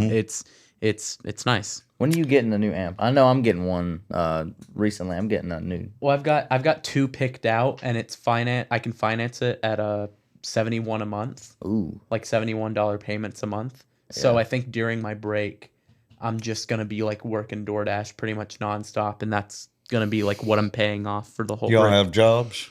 I DoorDash. work at the Y. I'm a lifeguard. Okay. And you're a DoorDash driver? Yeah, right now. Does, Dude, you could work at. We could all go work at Cracker Barrel with Jimmy. Bust our tails as a waiter. But you made bank though. Like every time he pulls out his wallet. Where was that? Cracker Barrel. He works at Cracker Barrel. Dude, because those old people will like pull up and they'll pay well. You know what I mean? Yeah. Old people tip. Have you ever eaten anybody's food on your DoorDash route? Taking a little fry. Come on. Yeah, yeah. It's just Come on. Nobody will watch this. he's taking a little sip of the drink. Nobody will ever see this. The DoorDash community is not watching this. Yesterday, I did get into a pretty lengthy conversation with one of the people I delivered to about music and the technology that DoorDash uses to like track your order. Oh yeah. It was strange. He gave like crazy uncle vibes, but I was kind of I kind of like it was kind of interesting. I was just like, let's see where this goes. You know? Was it someone we know's dad? No, I don't think so. I probably know if he's a crazy uncle. This dude, he was at like the motel pool.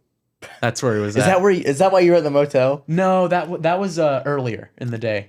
But it was the motel across from the one where I saw That was the most random picture I've ever gotten. It was just like, what was it like? Something about like, it's looking moody. Because this it looked better like in my actual vision than the phone camera, because in the phone camera it brightened up the image, but through my actual like vision it looked really moody. I thought you were outside, talking and I about was the like, that's vending really machine on the side of the picture. No. I was like, the vending machine is pretty moody right now. That's cool though. Y'all got real jobs. Yeah. And that's how you finance your musical equipment. That's good. It's another good lesson to learn at a young age. So let's hear your story now on how.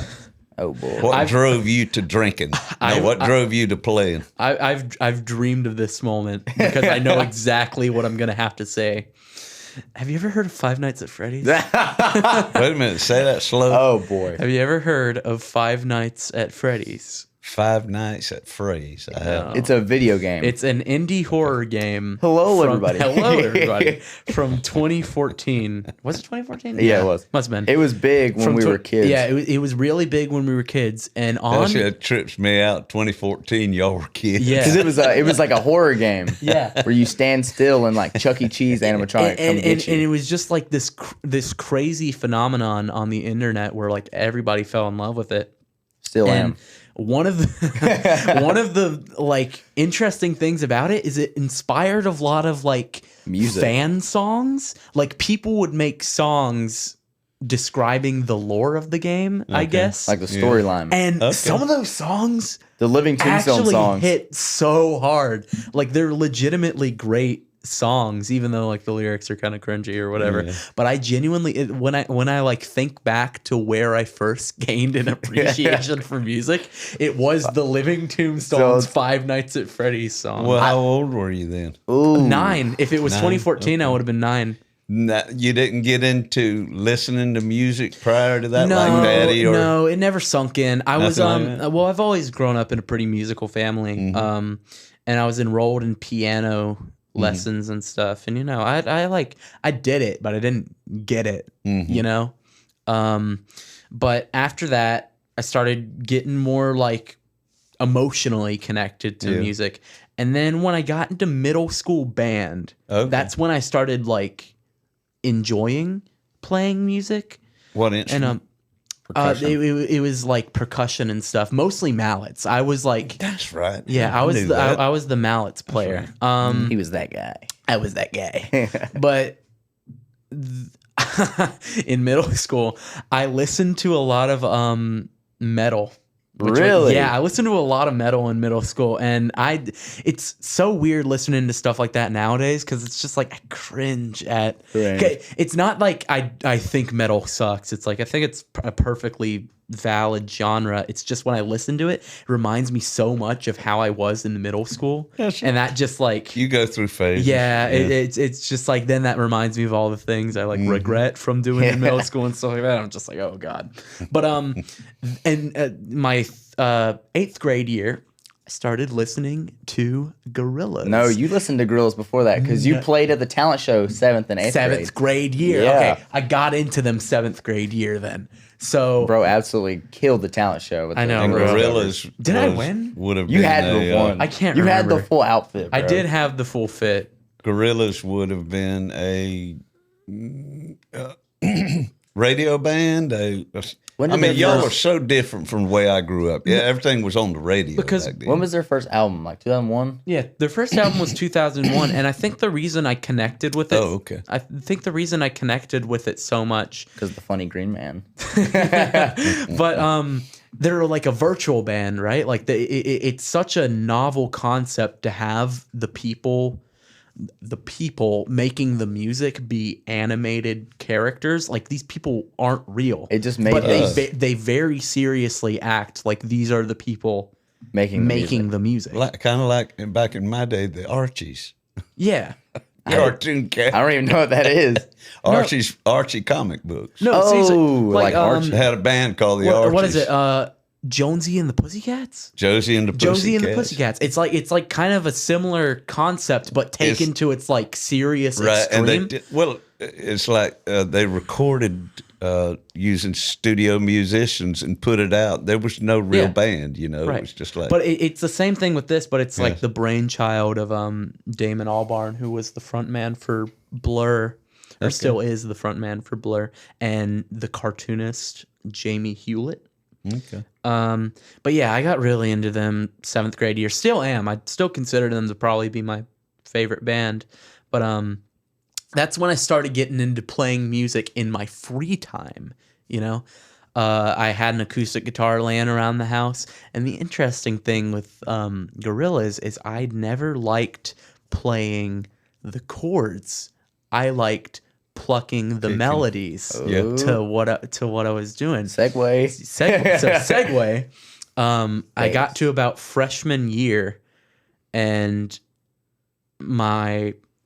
all while I'm doing this, I'm practicing drums with Jimmy Hall also, and yeah, I got to freshman year, and I was doing that like melody plucking thing, and I think my dad just one day said like, we could like get you a bass because that's pretty much just what a bass does, and I was like, okay, and so they got me a vintage modified Squier Jaguar bass, The classic.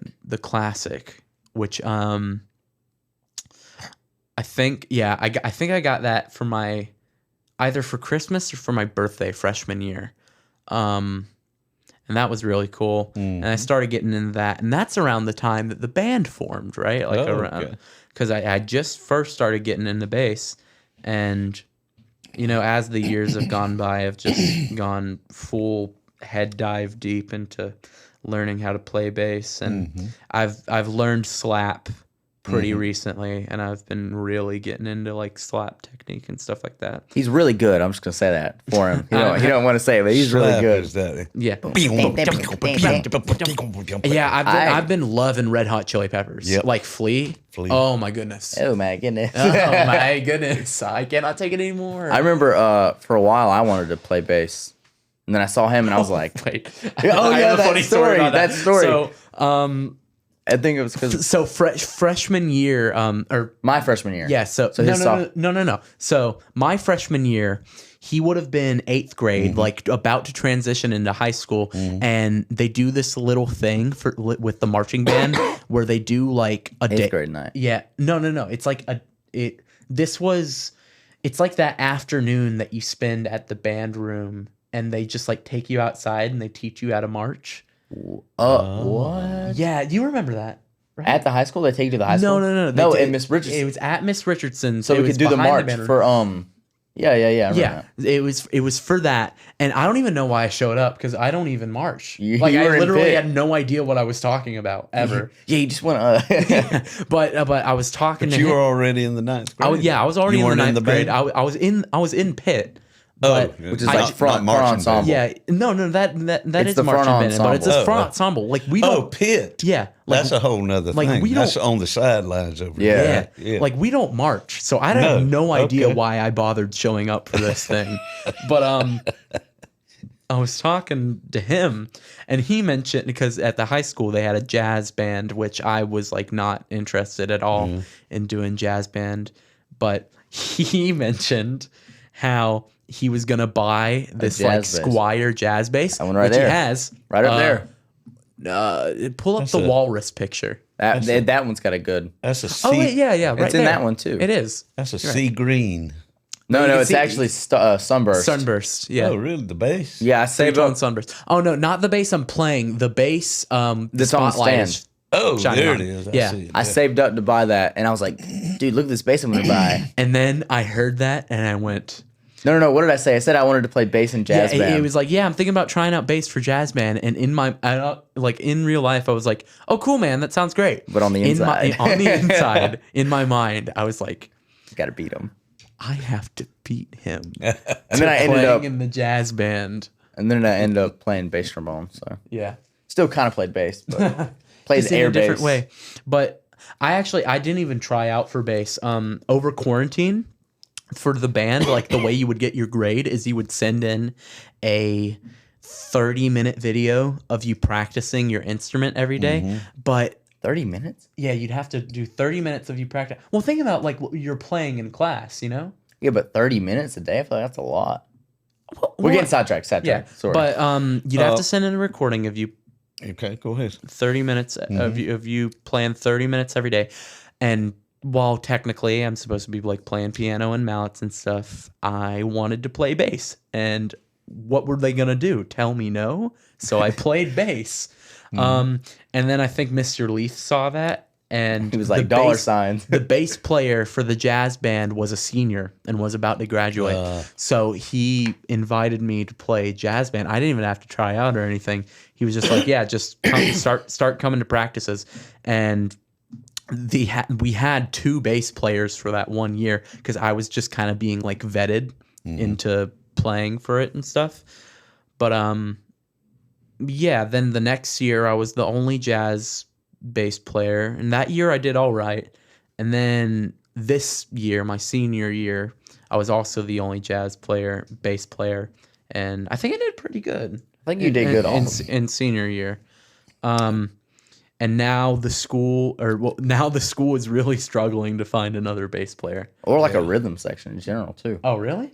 I mean, I know Devin's going to do drums again, and Jimmy will play guitar, but, you know, without the bass, I mean, It's yeah. Well, that's a question that me and Sean asked a lot on here is, or we talk about it occasionally, is we wonder where the future of musicians is coming from. You know, y'all seem to be like, well, I mean, y'all know more about it than we do because you're there, you know, and you know who's behind you and everything, but you've just alluded to the fact that the jazz band, which consists of rock and roll instrumentation, there's nobody to fill the shoes of those leaving and everything. What is it like for garage bands like y'all of Platinum Tide? Is there anybody behind you picking up bass guitars and drums and lead guitars? I know of some kids in the grades below me that play guitars, but they're not in bands. Yeah. Well, And- that takes a while to develop. You know, they have to be a little older, I think. I feel like we were Still. just like, we had band fever. We were like, I think it's so strange how we were really just like one of a kind. Yeah. I mean, like it's not an original concept. Like high school bands are totally a thing, but I think it's interesting how we were the only one. the only one in Waycross, and not only the only ones in Waycross, we stuck with it. We didn't just do it for a disband. year and then Y'all talking give about up. Platinum Tide. Yeah, we're talking about Platinum Time. We Yeah. didn't just give up after a year. Like we stuck with it. Back in you know in my high school days, there were bands everywhere. Of course, that was it. 64, the Beatles came out on Ed Sullivan, February of 1964, and it was like the next day, electric guitar sales, drum set sales soared in music stores around the nation. You know, I would love to be. there was garage bands springing up in every little neighborhood in every town in America. So that was a big thrust right there. But you know, here we are now, and the world has changed so drastically. I mean, the music industry is nothing like it used to be as far as the opportunity to get a record deal back in the 60s was anybody could do it. You know, you could write a hit song, and next thing you know, you're on American Bandstand or on the radio, and then it gets hot in a suburb of Cleveland, and then all of a sudden it's hot all across the Northeast, and then all of a sudden it's national. You know, things happened like that back in those days. It's not going to do that again, I guess, unless some idiot blows half of the world up, you know, and then we lose a lot of historical.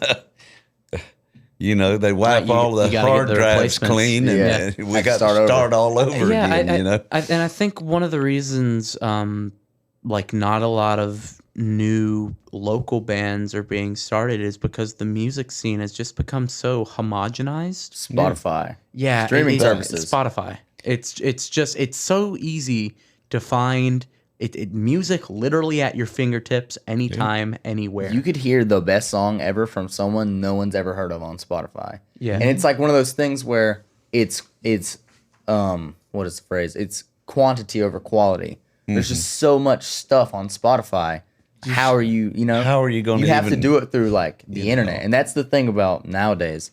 It's like if you want to make it somewhere, you got to be on the internet. You got to post on the internet. I mean, like word of mouth and shows will get you places too, but like to get famous, you have to go to the internet. Yeah. You have to have those. Trash can by what do they call them on YouTube? They call them thumbs up, likes, I guess. Yeah. Or you have to have so many, like on TikTok. You know, TikTok's another way to get hits. Well, I guess that's what honestly they call them, hits. nowadays it's less about the likes and it's more about the trends. Yeah, it's about the trends. It's about the shares. Yeah. Have you noticed that? Okay. Shares. That More people share, the more it gets out. Exactly. And you don't even have to share it with actual people. If you like just copy the link of That's a share. If you copy the link of a post, it boosts it in the algorithm, and all of a sudden the algorithm goes, "Oh, people are liking this. They want to show it to other people." Just by copying it. Just by copying a link.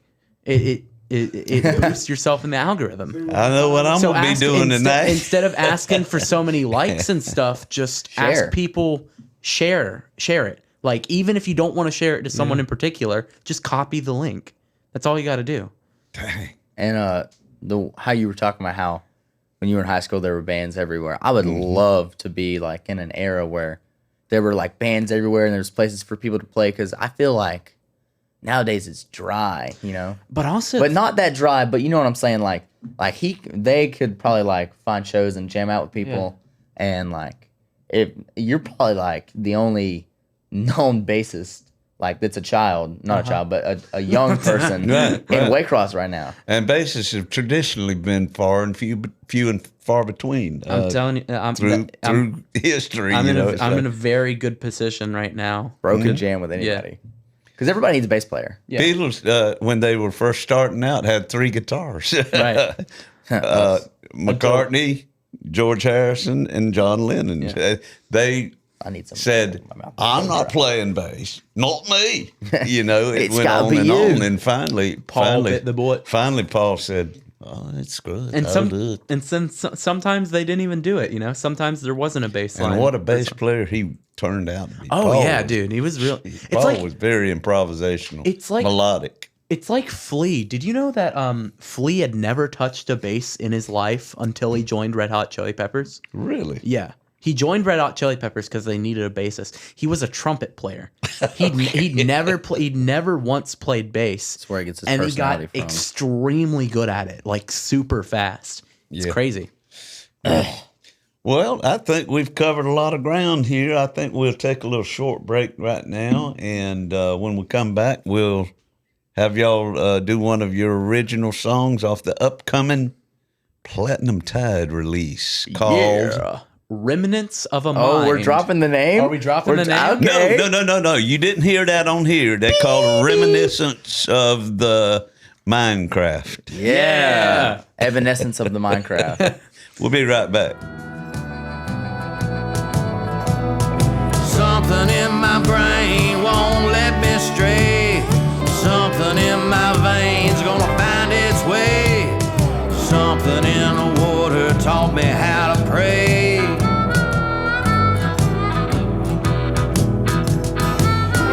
When that cold black water finds its way into your veins, you'll never be the same. Well, we're back, folks, with Platinum Tide, or at least half of Platinum Tide. One half of the tide. One half of the Tide. Roll Tide, Platinum. Trademark. Go Dogs. Just so you don't get any ideas, we wrote. Platinum Tide has no affiliation. So, yeah, we back with Evan and Eli from Platinum Tide, and they're going to give us a little taste, acoustically, a taste of a couple of originals off their forthcoming release. This first one is going to be known as Interphase. With an F, not a PH. Interphase. Yeah. He didn't learn that at Williams Heights, I grant you. All right, guys.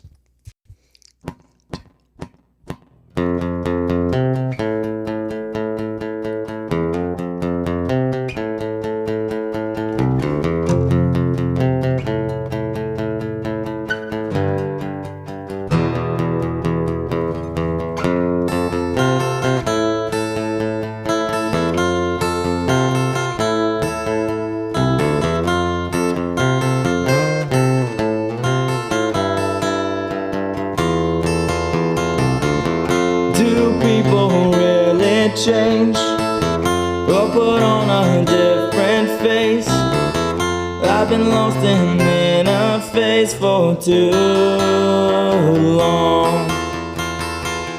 Do I try to hide my shame? Rearrange and fabricate. On the throne of pity I am king. No, I don't know what to feel.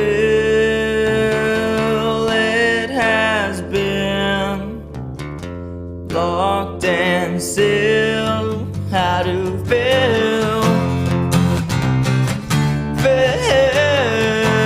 Oh no, and I dread going home because I'm always alone, always alone, always alone.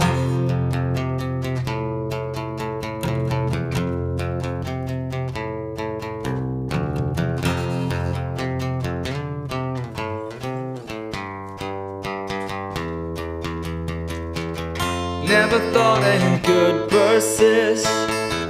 I guess time don't really mean just to try. I don't know what to feel. It has been locked and sealed. How to feel?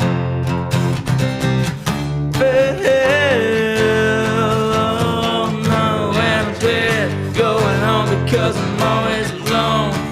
Sitting on the sidewalk cold and alone.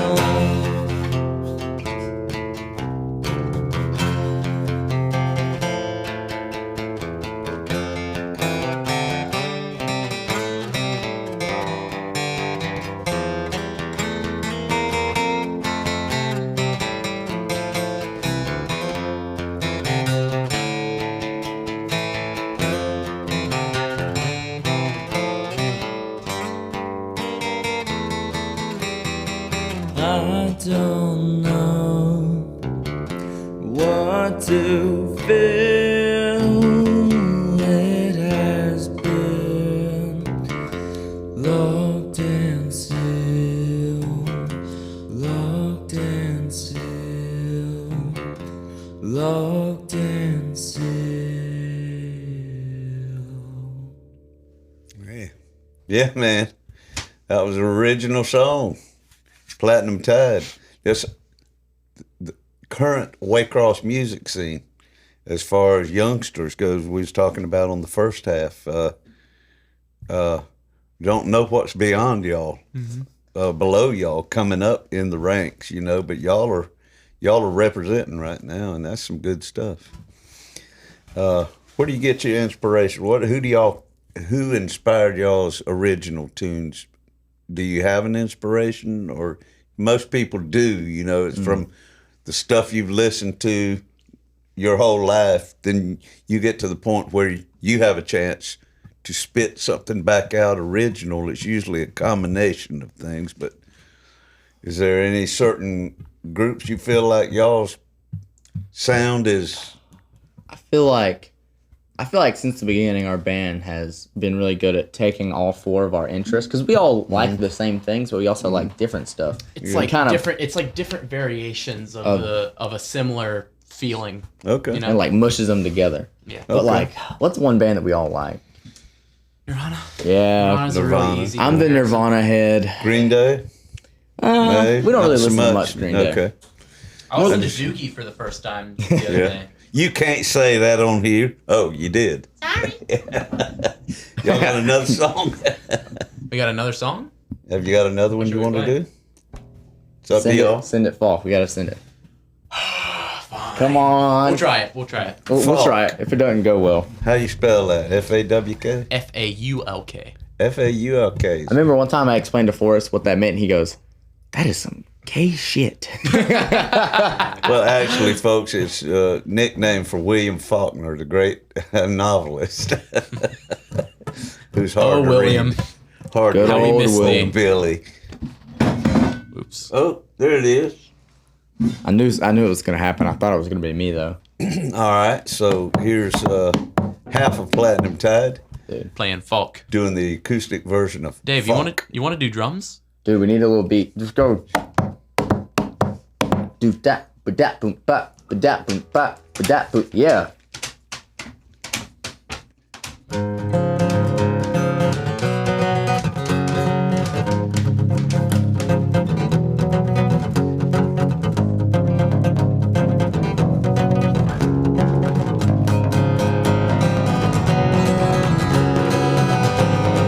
Is it too late or am I too good? Plastic faded memories, maybe they could fall beyond the evermore cracks in my head, fractured in the steadfast way that they spread. Devils in the details. Folks that vote to one time have to find the kind. Unmined, unbridled life for the knife. Lower sign, undefined lanes of gains creation. No, it goes and it goes and it goes and it goes and it goes. And I know, devils in the details. Devils in the details. Devils in the details. Devils in the details.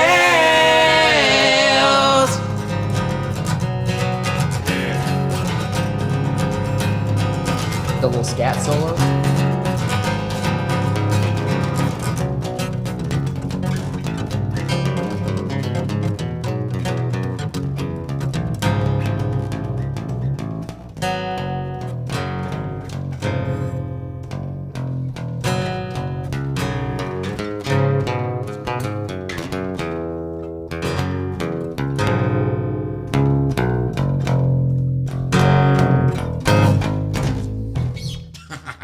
Wow. That's all right. I liked it.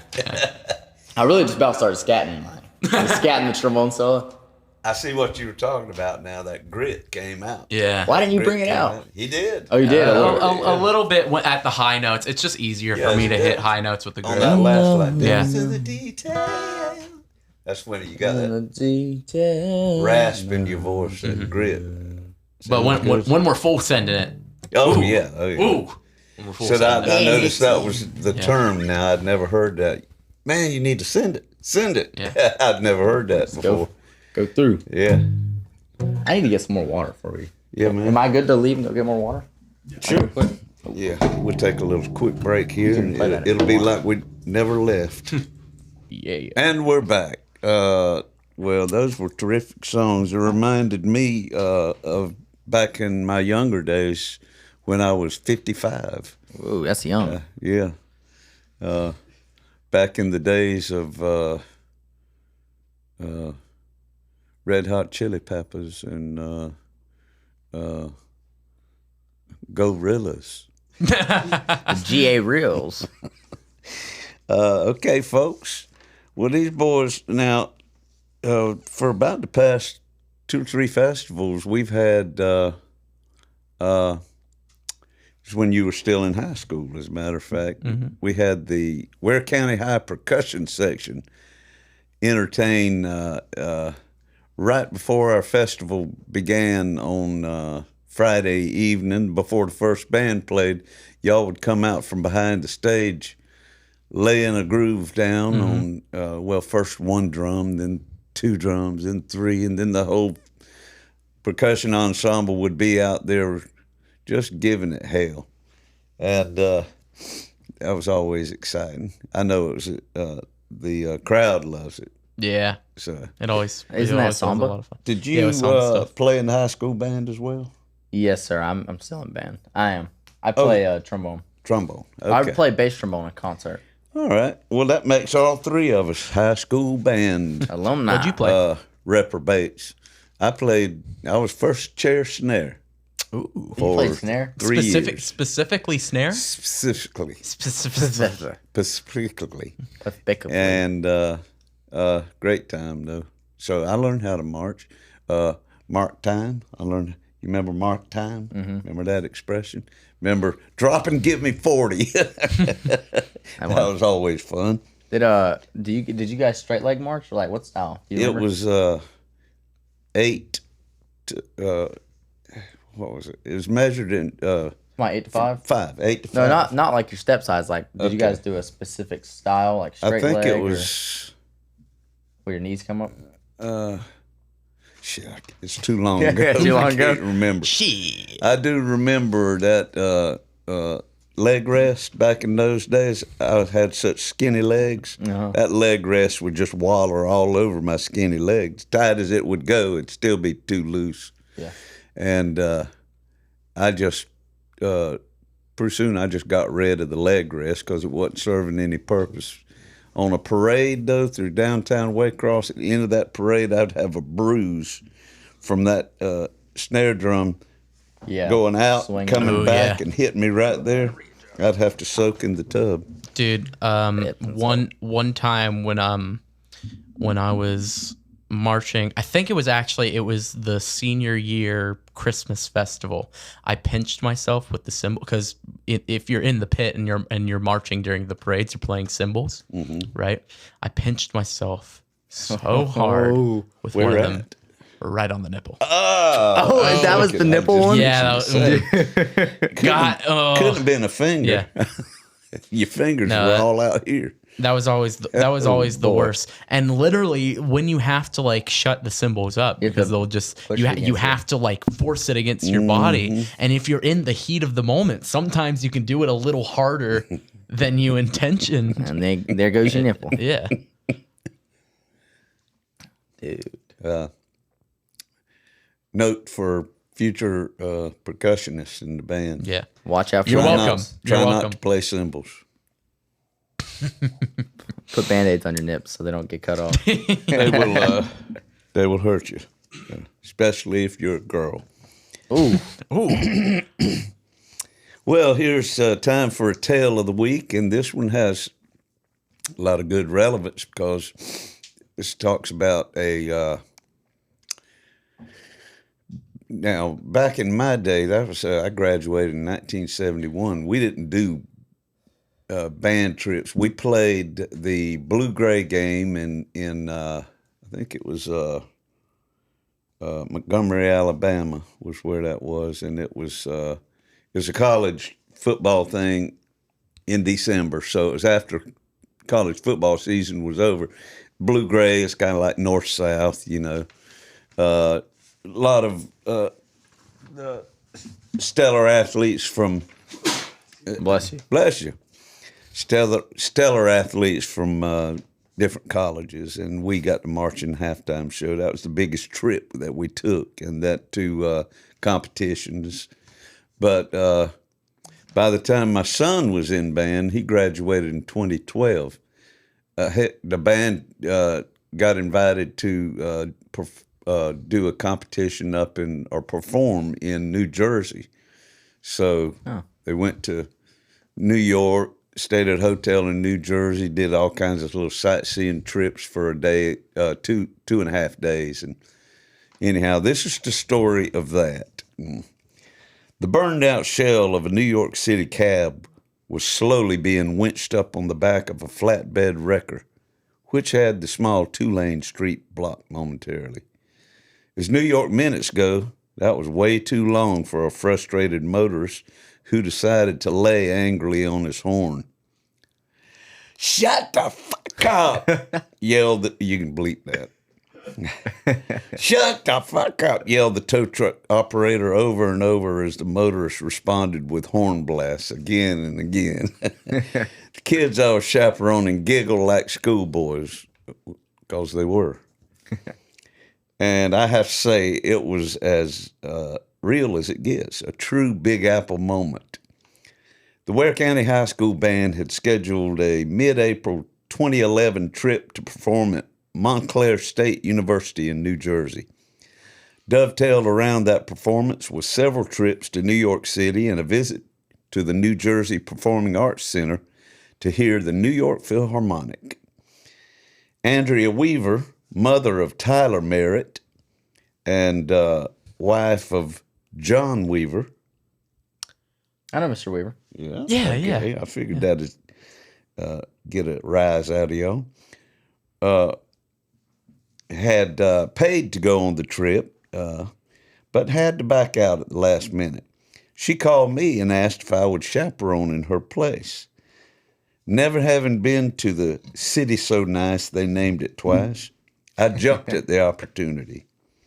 Wednesday, April 13th, we boarded the tour buses behind Ware County High and drove all night. A restless night, to say the least, filled with the constant, nonsensical banter of teenage boys. When we arrived the next day, we all spilled out onto the streets of Chinatown in Lower Manhattan. I was in charge of my son's rock and roll band, the Other Guys. Them other guys are. In China? No, that's it. Just read the story. The Other Guys, Connor Griffin, Caleb Lee, Tyler Merritt, and Jody Rollins. So I hailed a cab and took them to Greenwich Village, the bohemian district at the cutting edge of the arts over several generations. I was thrilled to be walking the same streets as Mark Twain, William Faulkner, Salvador Dali, Bob Dylan, and Joni Mitchell. The other guys were bored to tears. So we humped it back up the sidewalks, joining the rest of the group to take the subway to the Empire State Building for a magnificent view of the City of Dreams from the 86th floor observation deck. That's what it looked like. That is a teeming metropolis right there. I was just glad they had an elevator. Otherwise, it would have been 1,576 steps up, 1,576 steps down, at which point this blog would never have been written, for I would have died in the lobby. We dined at the very fashionable Bubba Gump Shrimp Company and used their restrooms to change into our dress clothes for a show on Broadway. Half of the high school entourage chose The Lion King. Our half went to the Majestic Theater for The Phantom of the Opera. Here we are, right Fancy. outside there. The theater itself was majestically lavish. The seats were very comfortable, and the performance was thrilling. The parts that I saw were thrilling when I wasn't falling asleep in the comfortable seats. After a night in a New Jersey Holiday Inn, the group headed off to Montclair State University for the afternoon band competition, followed by a 30-minute drive to the New Jersey Performing Arts Center in Newark for a performance by the world-renowned New York Philharmonic. The lights dimmed, and the German-born conductor, Kurt Masur, one of the last old-style maestros, was introduced. I cannot describe the feeling that washed over me during the first notes of Franz Liszt's Le Prélude Symphonic Poem No. 3 after Lamartine.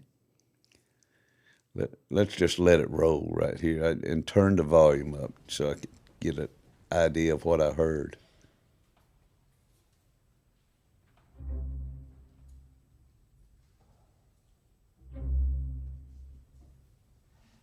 We were in the balcony, probably right about that view right there.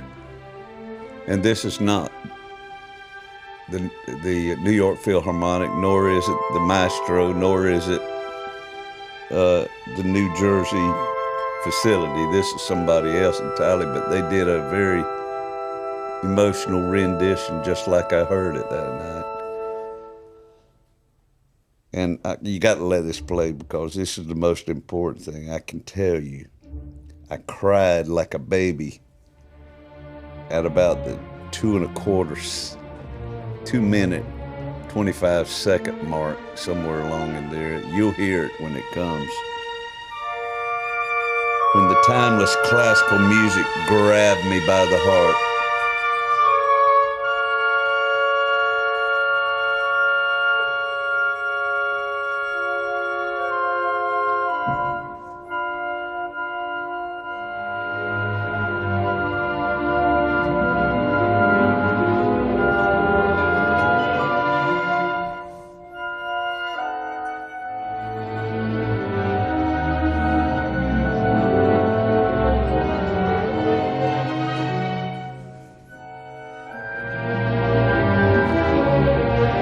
Guys getting anxious back there in the crowd.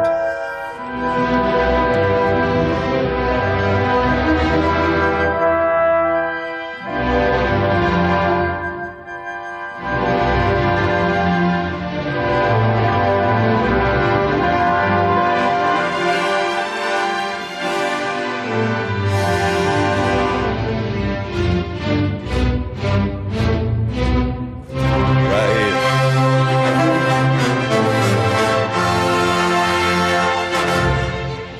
Oh man, I cried like a baby up there. I never heard something as strong, musically powerful as that.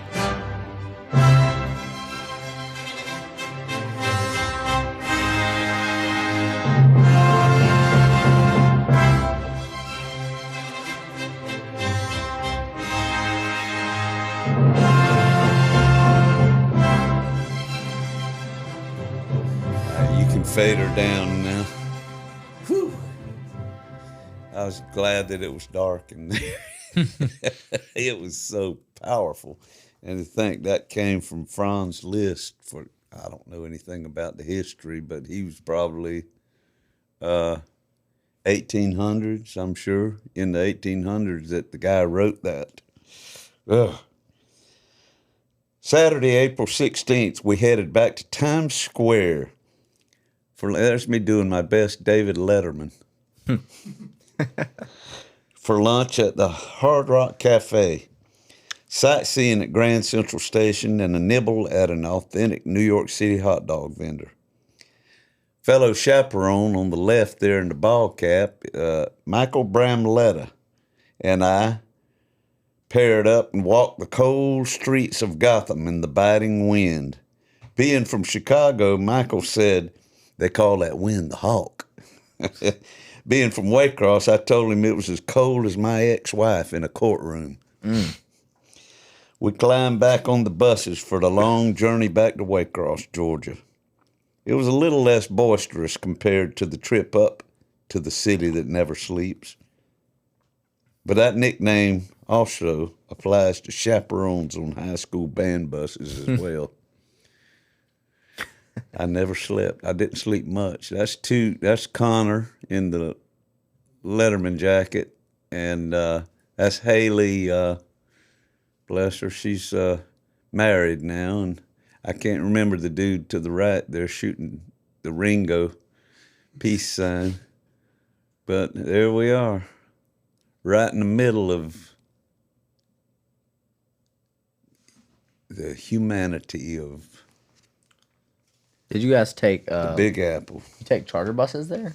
We did. Okay, I was gonna say That was at least that was good. It's funny that you brought up a trip to New York on this podcast. 'Cause that was we our took trip. one. We took a trip to New York. have you heard about that? No, was it all- the oh my band God, or was it was- okay, the New senior York part. class? No, it was the whole band was allowed to go Okay, as long as he paid. Obviously. yeah, The New York part was great, but the bus part, yeah. we went with this bus company, and they God bless them, they were not prepared. They were not prepared. Their buses were they were struggling. Lacking. And honestly, on the way up, Fine. the buses themselves weren't the problem. It was like traffic and stuff that was real bad. Yeah. And then we got up there, and New York trip was great. There was one day where our group was especially hungry. God, don't tell me out like that. I got hangry, okay? I got hangry. And I legitimately don't think I've ever seen Evan be so, or like everybody around me was like so annoyed at the littlest things. And I don't mean to be like, oh, I was a perfect little angel, because I was hungry too. Well, couldn't But- y'all just run to a hot dog vendor? No, they wouldn't let you get away. we had would to sit down in an authentic pizza place in New Oh, York. you're talking about John's Pizza? I thought you were Yeah. talking about in the underground when I was mad. I wasn't Underground. hangry at the pizza place. No, The I was- underground. You know what I'm talking about? Where we had to walk underground to that place where the Starbucks was at? Where I made you. Oh, That's where I got hangry. I didn't get For hangry. real? Yeah, I didn't get hangry at was John's. was it the subway? no. It was like, Can't remember. it wasn't underground. I mean, it kind of was. It was like, it wasn't like underground like the subway. It was like one floor Down. below. Down. Yeah. Okay. And we went That to a building. sandwich shop, and I was really hangry. I get hangry sometimes, and I was trying to hold it in because I didn't want to be like a douchebag to my friends. I let it slip a little. I didn't get mad or yell at nobody, but they could tell. And then I got made fun of. Still do for being hangry.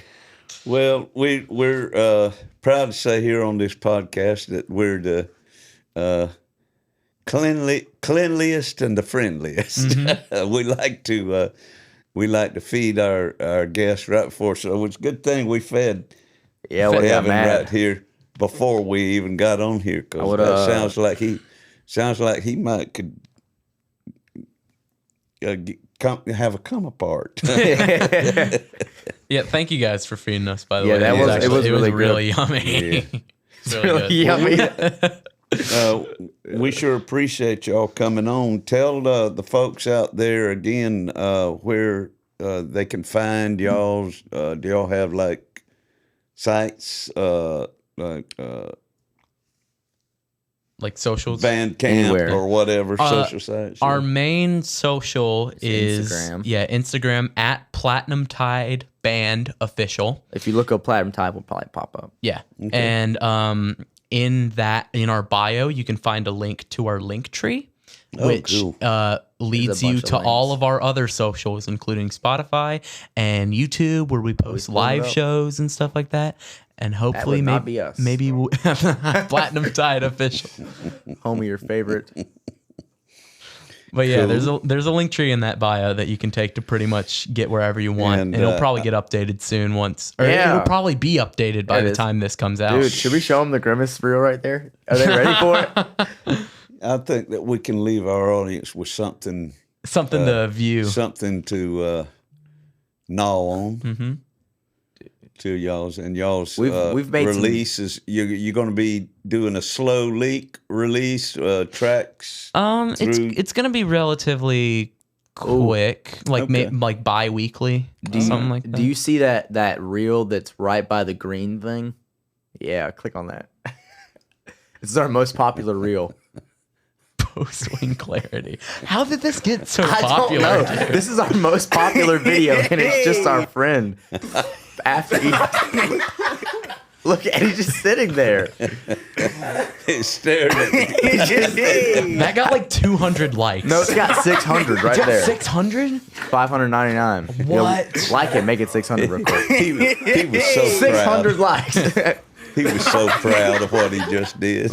No, he ate the whole was thing. disappointed in himself. He wanted more. They weren't but 12.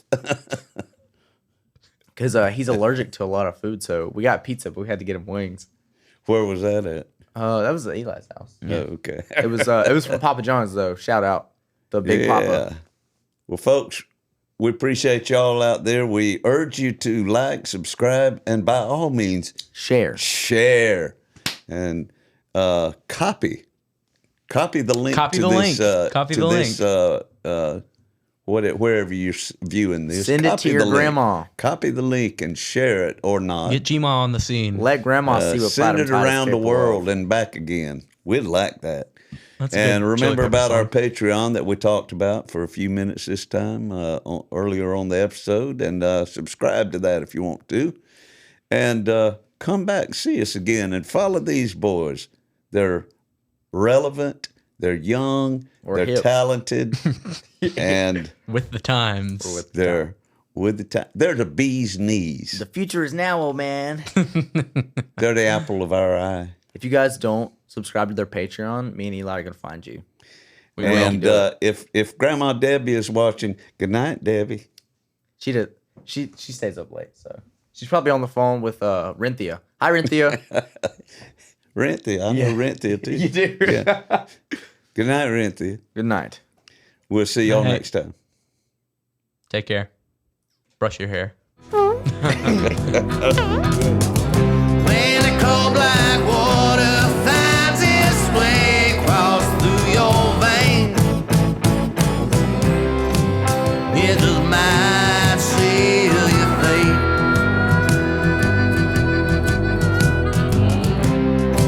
It just might seal your fate.